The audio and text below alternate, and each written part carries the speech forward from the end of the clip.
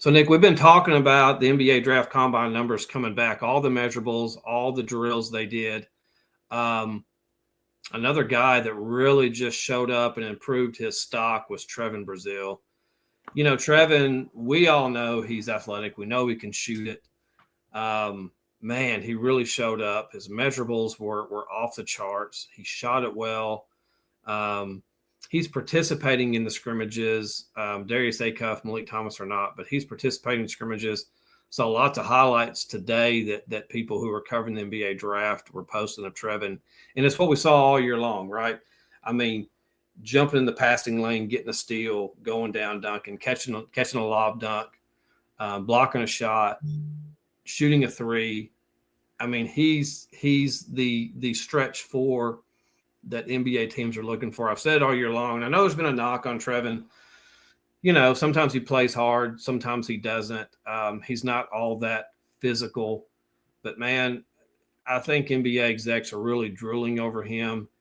And you just take a look, just like with the other guys, I tried to put, you know, where they ranked overall, where they ranked in their, you know, whether it was guard, forward, or center.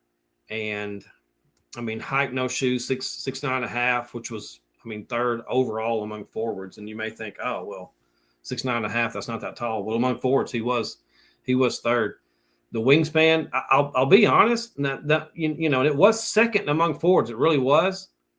I thought his wingspan would be wider. Honestly, I thought his wingspan would be wider. But the standing reach, second among forward, just everything. You know, his vertical, standing vertical.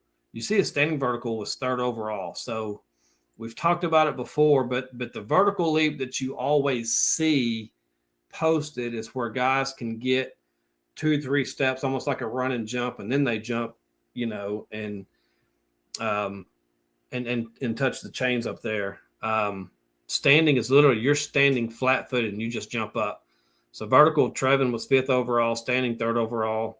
That's no surprising. I mean, we knew he was athletic as all get out.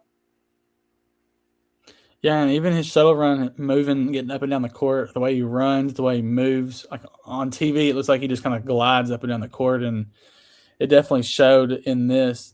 Trevon seems like the type of guy that you'll get in the second round. I think everyone's projecting him to be in the second round. There's going to be no surprise there, especially with his age. But that's the type of guy that might have the guaranteed contract just based off of potential being in the second round. I would almost predict. I'm just going to predict he will be one of those second round guys who just has a contract. They're waiting on him. There's probably going to be 2 or 3 teams that say, hey, if you're here at this spot, we're going to have a contract waiting on you. You know, you see that year in and year out. He did what he needed to do. I mean, he was crazy athletic, measured well. I mean, you see the shooting, the star drill, the side, mid, side, which is the catch and shoot drills. You know, he was 50%. I mean, Trevon he looked really good. I watched all of the Arkansas guys' drills. He looked fluid, moved well. I think we'll see Trevon Brazile in the NBA next season. You know, obviously, everyone in the NBA would probably love to have Darius Acuff, but obviously, there's only 5 or 6 teams that have the chance to get Darius Acuff. Much kind of like with Billy and maybe not so much Billy, but definitely Malik. You know, there has to be a fit for Malik.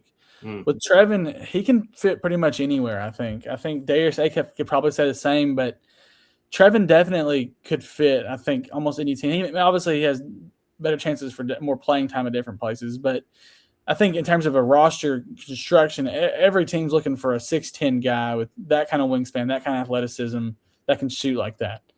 So, no, I mean, I literally completely agree. So you're talking about Acuff. That's going to be the right fit, though, right? So, like, for example, if Memphis still has John Morant, they're not taking an Acuff. But if they move John Morant, they're going to need an Acuff. So some of Acuff still depends on fit, even though he's a top 5, 6 player in the draft.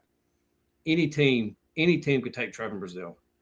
And he's not going to start, but any team could take Trevon Brazile. It doesn't matter. He could land on any of the 30 teams out there and get playing time immediately off the bench.